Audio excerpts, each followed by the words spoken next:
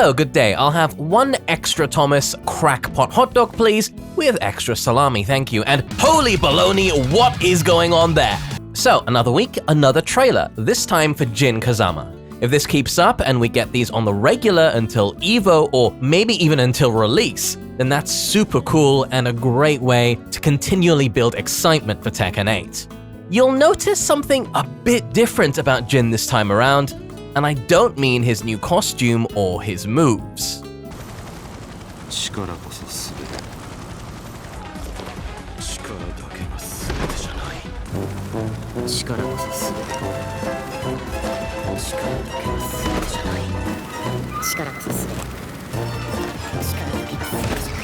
Character development.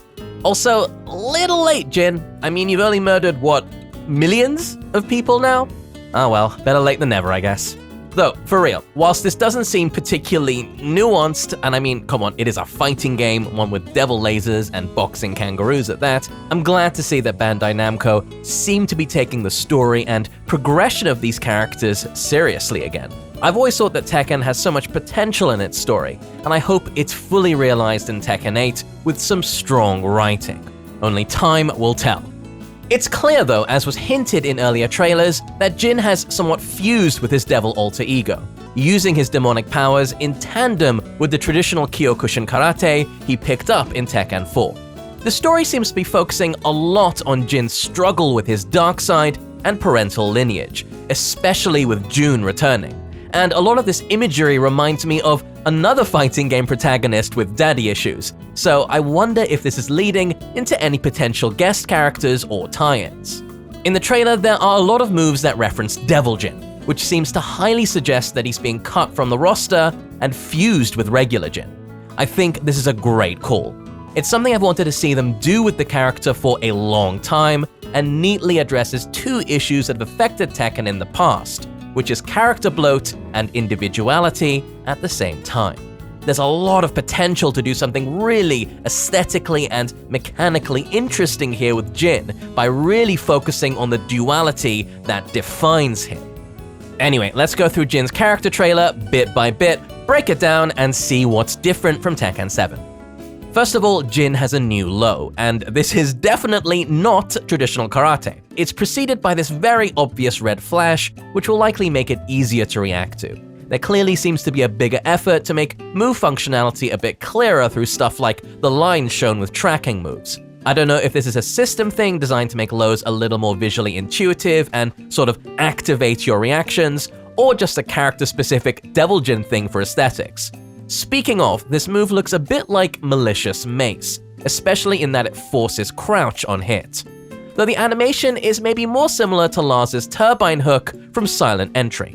In another nod to Devil Jin, his corpse thrust is now a power crush, and also seems to transition into this nifty one-winged animation on hit. The animation on this also kinda reminds me of Kazuya's Soul Annihilator string from older games.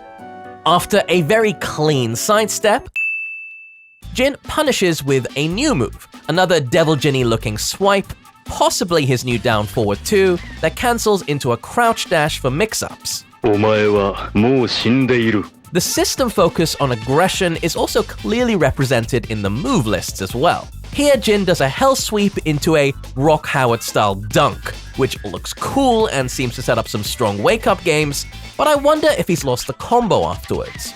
Next up, Jin uses his Switchblade to punish Kazuya, and we'll see another block punish in this trailer later. The notable thing here is that this doesn't knock down anymore, and instead leads to another standing mix-up, which seems to be a huge part of Tekken 8.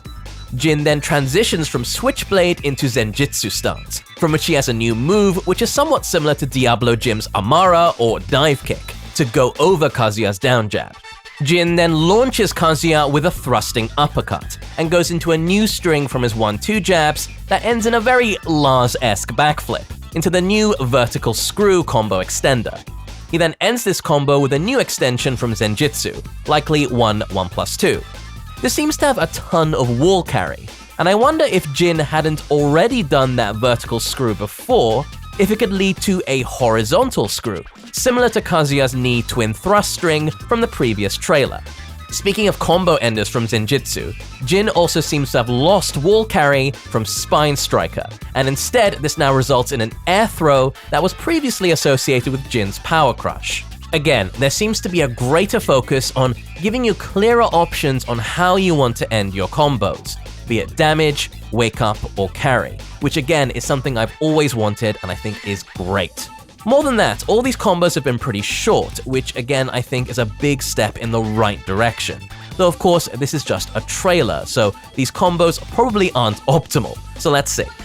Next up, we see Jin punishing Kazuya's tsunami kicks on block with what seems like a new animation for median line destruction or 1+2. This new animation seems to have much better range, and thank God. This doesn't knock down anymore, but is now instead a heat engager. We've seen this before in a previous exhibition of Tekken 8, and it shows that heat will reward not just good offense, but also good defense. Essentially, what you get here for defending and punishing correctly is of course damage plus a powerful system-driven mix-up. Rewarding defense with offense is a smart move, I think, and definitely shows that Tekken 8 is going to be a whole lot more refined than simply non-stop balls to the wall aggression. Jin then goes into a new, possibly heat-exclusive string, which seems to start off with a version of his Demon's Paw or forward 2 that doesn't knock down, into an elbow, into a Devil Jinny upward slash, into more Lars-esque back flippery, now with added red lightning for dramatic effect. Next we see Jin's iconic and notorious front thrust kick lead to the good old banana slip peel. Presumably, hopefully, this is still counter hit only. He then does another new move from Zenjitsu into more Larsi backflips into vertical screw combo extender. Jin then activates Heat Burst for another combo extender and does the Kishin Reko string into Zenjitsu leaping sidekick or 3+4, which now also has a wing effect and seems to be quite a bit faster. If it's still plus on block, it could also be a lot more useful as a pressure tool as well. Next, we see Jin connecting a new move. The input looks like it might be something like forward 3-1, that looks a bit like one of Lidia's moves.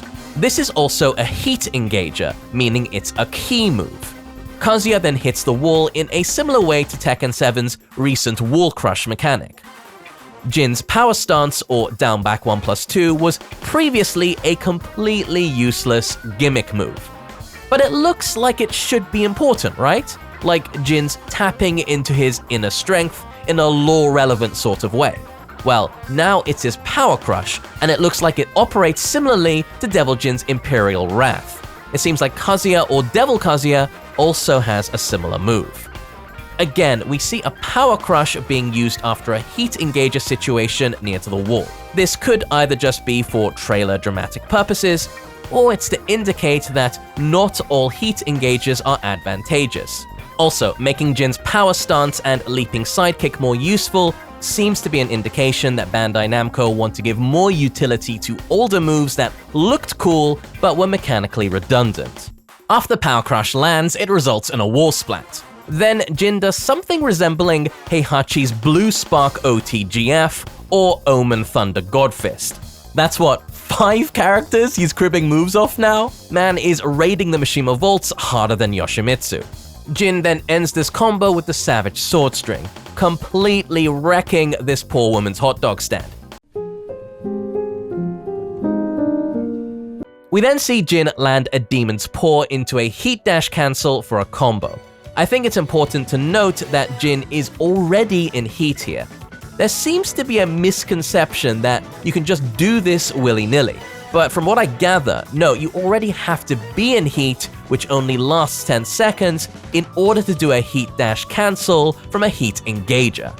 If you do a heat engager when you're not in heat, you'll do this automatic dash, which puts you into heat, but it's not a heat dash you can combo off of. Simplification! Anyway, Jin rounds off this combo with the Gazer String, which now does a vertical screw for a combo extension. Finally, we see a nice slow-mo between Jin's Electric Wind Hookfist and Kazuya's Electric Wind Godfist. Jin just beats out his dad, and then we wrap things up with his Rage Art. I'm honestly not a huge fan of this one. The punch just lacks impact. It's not as bad as Paul's one, which is all over the place if you ask me, but not a touch on Kazuya's, which I think is easily the most impressive rage art they've shown so far. So, all in all, another cool trailer, and some more interesting insights into how Tekken 8 is going to shape up in the end. With each one of these that comes out, I think we get a clearer vision of what Bandai Namco are reaching for here. And whilst there is certainly some risk in shaking up the established formula so much, more than anything, I'm just excited for a fresh take here. I promise I'll get some more detailed thoughts out there soon, just been very busy lately. I hope you're enjoying the recent Third Strike overviews, by the way, they've been a real blast to make. Anyway, thanks so much for watching, everyone. What did you think of the Jin trailer, and who do you want to see next? Have an excellent day all, and catch you again real soon.